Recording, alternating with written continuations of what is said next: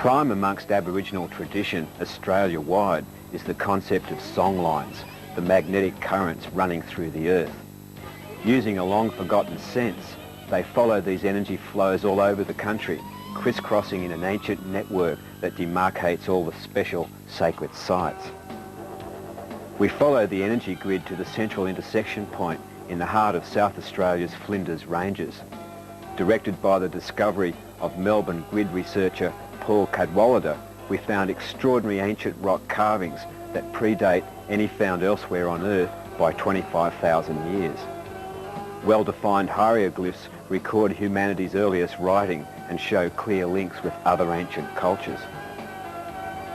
We find an unusual Aboriginal tribe who lived on the grid point called the Adnyamathanha, which is a Hebrew word meaning God's gift. The Adnyamathanha, like other people living on the key grid points around the world, record stories of remarkable happenings and the comings and goings of strange beings from the heavens called the Wanapal, who came to teach their people and rescue them in times of disaster.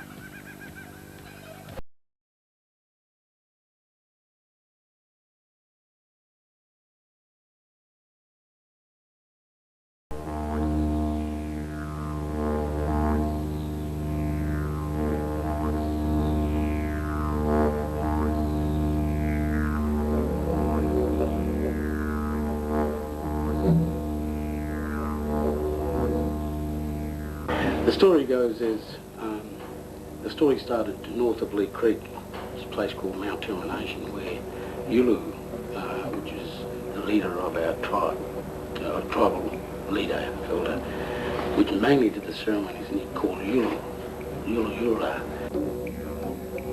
And Yulu was always dressed up in flesh costumes where he'd come down and start the ceremony, and of course the Yulu had to be a Wiru person, the leader, the elder in the group. And the Yulu at this stage had to come down and do a ceremony, which is a place we call Whooping a Pound today. It's all flat land between the two lakes, all flat land from thousands of years ago. And of course all our people met here and waiting for the Yulu to come down. And the Yulu came as far as a place called Lee Creek. He lit a big fire. He let a smoke signal to let the people know that he was coming down. And as he come past Lee Creek, a little township called Copley, there's two rolling hills near Copley where represents the two hakuras, two joint serpents, waiting. Because they knew that wherever Yulu was going to a large group of people. So anyway, the Yulu came along quickly and the two hakuras come along behind. And as they came along behind, they started moving the soil with their big bellies. And what made the big Runa Valley, she come down, see two big ridges. The two snakes, both male and female, came along together and they was tracking the Yulu. And the Yulu got here and the Yulu said to the people, "We gotta hurry up, do that ceremony because two Wapmas are coming, two Okuras." And see how all the people there, they were going into the ceremony, right? See all them dotted lines there, the people going into the ceremony, and then you got the circles. And that's where Yulu came in, and Yulu said, "Right, we'll do the ceremony," and they did the ceremony. And of course, when they finished, the two snakes came around. And one went round, and another one came back. One's looking that way, another one's looking this way. And the head of the male snake is Buckaroo Rock, where it's looking down, simple like that. And the head of the female snake is St. Mary's Peak, where it looks up into the sky. And it's the highest peak in the Flinders Ranges, St. Mary's, by looking straight up in the sky. And the head of the male. But that also is a symbol of equal rights between men and women in Adnyamathanha culture, where they do things, they share things in the sky. And so the two snakes then will themselves to die, which forms the walls of what we call Whooping a Pound today.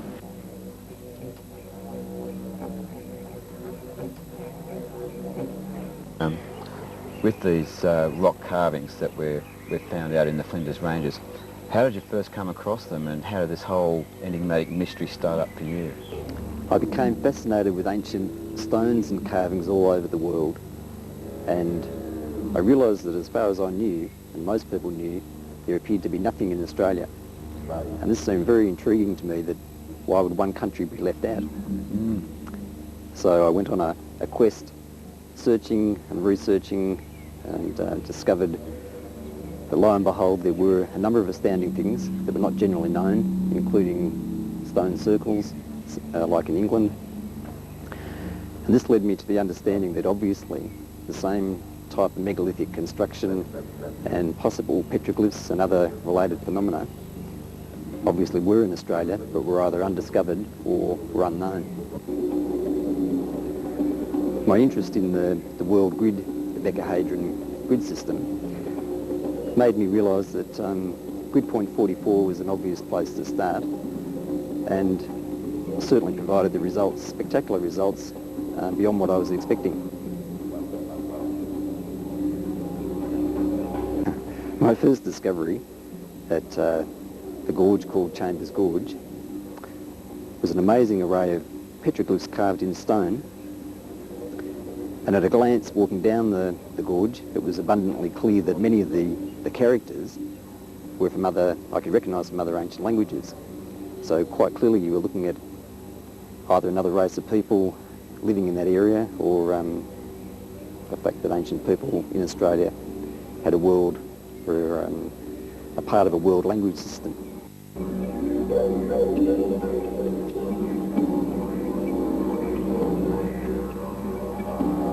While there are interesting petroglyphs all over Australia, suggesting many different stories, the high concentration of them in grid point 44 in South Australia would certainly suggest that there was a special religious and ceremonial aspect to people being there and what was conducted there, and therefore the petroglyphs carved in stone. The actual meaning of the petroglyphs remains a mystery at this stage, and like the ancient inscriptions in Pakistan at Mohenjo-daro and Harappa, and Easter Island writing, the Rongo-Rongo writing, all of which are reasonably undeciphered, although there's elements of understanding of some of it. Mm-hmm. The interesting thing is, though, that the series of glyphs in grid point 44 have direct correlation, in my opinion, to the ancient writing of Easter Island. And many similarities can be found that are identical in these locations to the Easter Island writing. And Easter Island writing ties in with the whole mythos of a one-time sunken continent on the Pacific tectonic plate. And again, this notion of some sort of mother tongue that Pacific Ring ancient languages could be traced back to. This particular series of glyphs that I've got here recorded, which we'll have a look at, clearly shows this. So what you've got here is the two examples of Australian glyphs that are remarkably similar, one of them being the Chambers Gorge glyph, which is what, this one here? This one here. And this is another one in outback New South Wales. And then you've related it to early Chinese, Pakistan. Is that Indus Valley writing? Indus Valley writing. Indus Valley, and Easter Island Rongo-Rongo. That's right. And from any of those cultures, is there any meaning that you can associate with the glyph?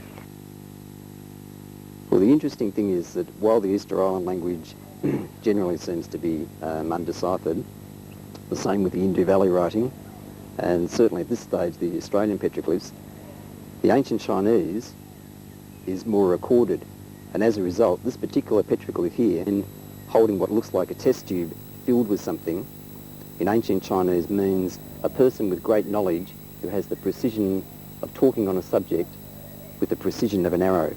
Mm-hmm. Mm-hmm. And that certainly seems to indicate some sort of arcane, secret knowledge. Shiva!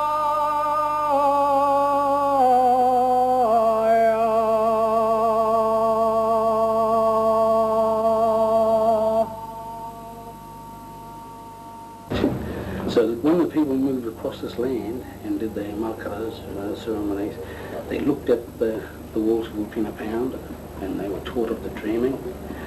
And they looked at Lee Creek when the white man came there and dug in the ground and found this what we call brown coal, still burning underground. That's where Yulu lit the fire. And then looked up into rocks and they remember their 2 stages of Makara, you know, the first and the second stage of initiation. And of course Makara is educational. It's educational to all tribal groups in Australia. And it's got a lot more respect, and it teaches you sacred things.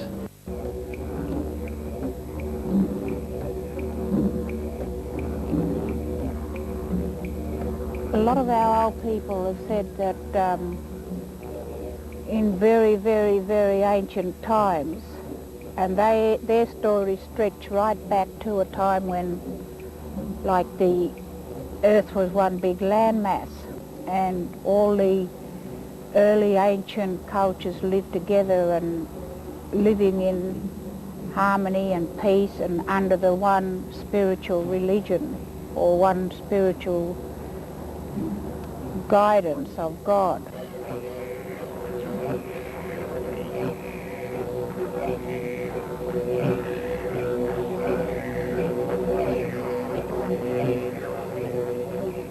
Well, it's now understood in our philosophy and physics that reality comes into being in a triadic relationship between perception, language, and the world that we live and create in.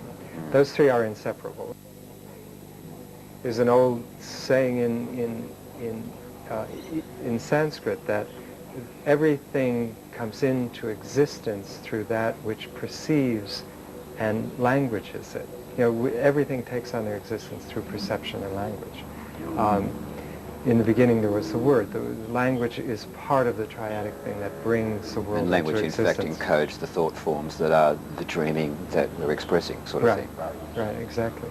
And so that the different levels of relationship and the sort of invisible world that surrounds our physical world, each step or phase of initiation in Aboriginal life gave them a language in which they could perceive and activate those relationships that were previously invisible to them. I mean, we go through that sort of vaguely with our language development, but with the in an initiatic society, it was made very clear that as the organism matures, different centers of awareness open. And with each one of those centers is provided with a different language ground. And with that neurological base, there's a language that provides that base with a capacity to experience reality in a different way.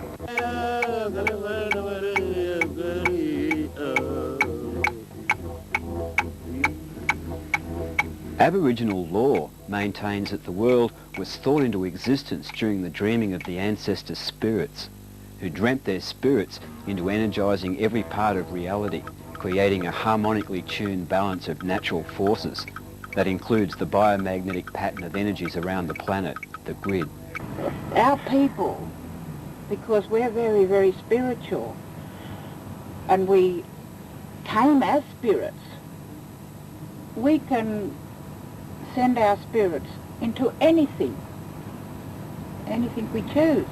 And even today, the clever people, we call them, they can just lie down anywhere, any time of the day, or even just walk about, and in a form of meditation they could send their spirit out anywhere. Because we came first as spirits from the heavens.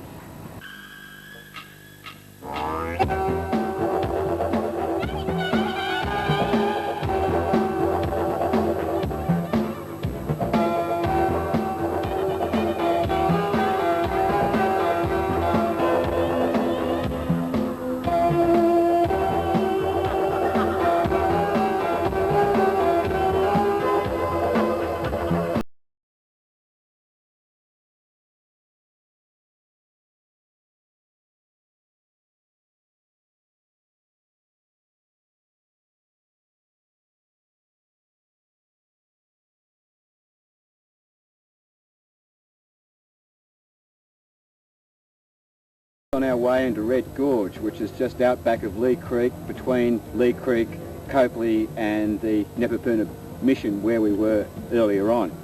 Red Gorge, we're told, has a lot more carvings and engravings than Chambers Gorge and some of the other sites we've looked at. So we're just going to go down into the gorge now and see what we can find.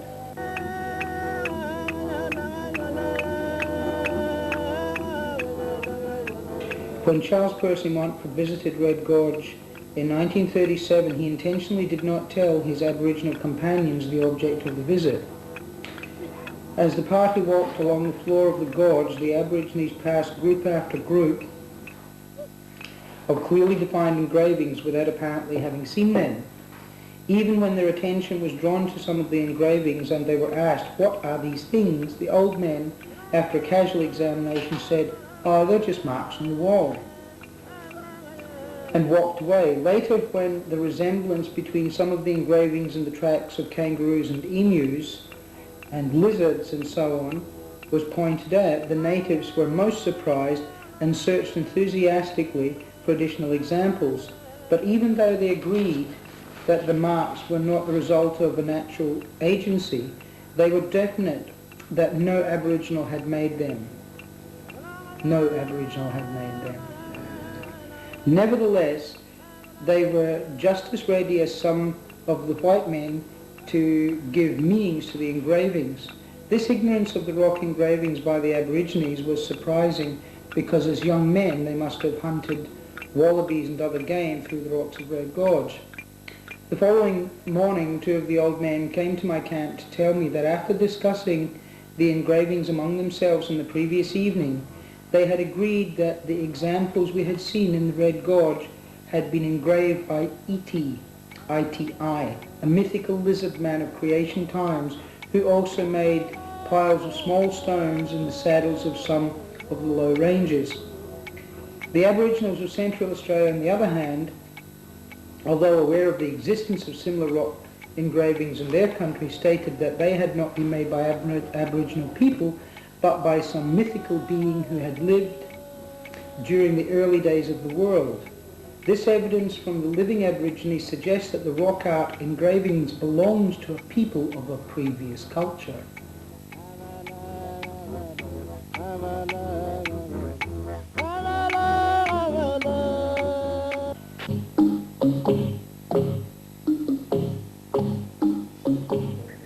And this lost continent is allegedly in the Pacific. Now, other Indian texts also spoke of a lost continent in the Pacific, which apparently is different from Atlantis, a continent that was in the Atlantic Ocean. Back in the 1930s, a British-American colonel, he was actually British, his name was James Churchward, and later he lived in the United States. And he had worked as an army officer in India in the 1800s. About 1880 or so, he began traveling all over the world, especially in the Pacific. And he had been told by his teacher and shown ancient tablets, he claimed, in a temple in India, which, when translated, reportedly talked of this lost continent of the Pacific, which he called Mu. And I believe, you know, there's been different names for this lost continent of the Pacific. Easter Islanders tend to call, they also have legends of a lost land. They call it Hiva.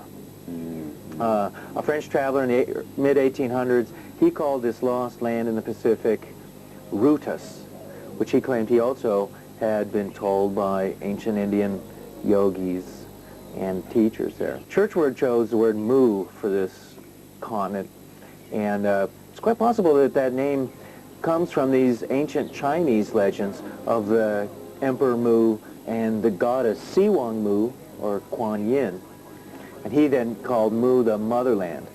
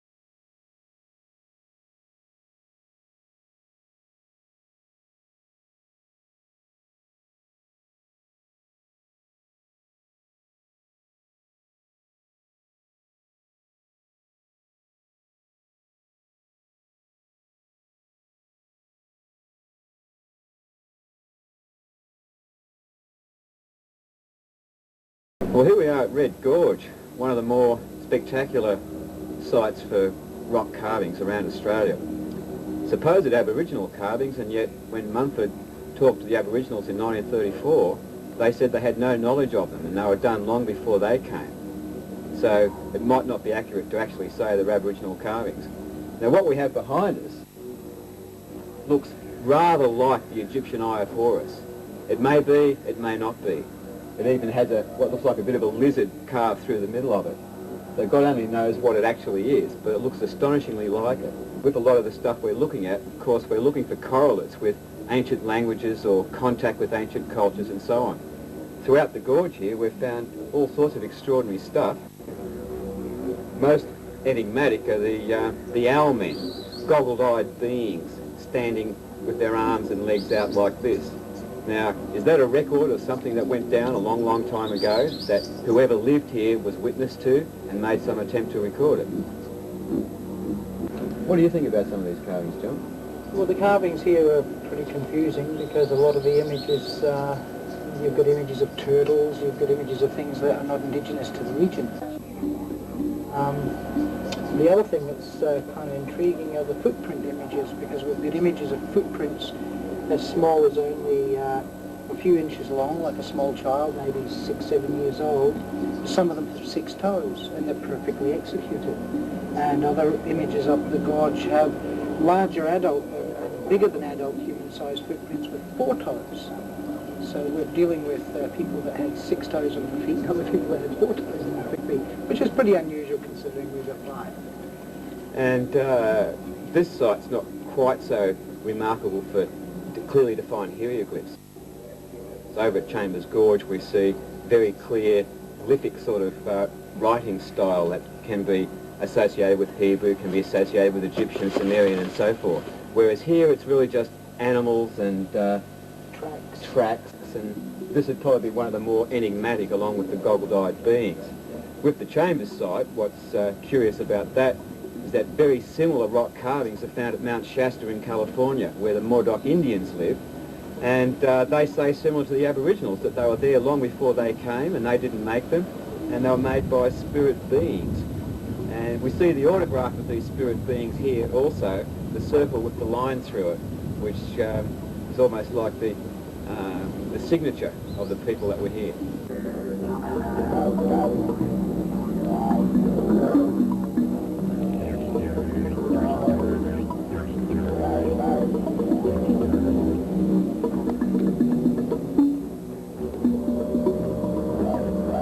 There were so many strange and unusual carvings at Grid Point 44 that could well bear much more detailed study. The archaeologist from National Parks and Wildlife has carbon dated the oldest carvings at 40 to 60,000 years.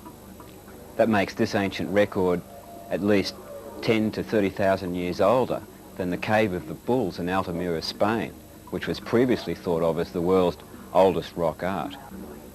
In part 3, we look at Aboriginal prophecy relating to planetary changes as a result of damage to the grid, including cyclic changes that we're heir to. And we penetrate the mystery of how the grid works, the ancient harmonic science, the secret knowledge that Indigenous peoples have guarded for countless centuries.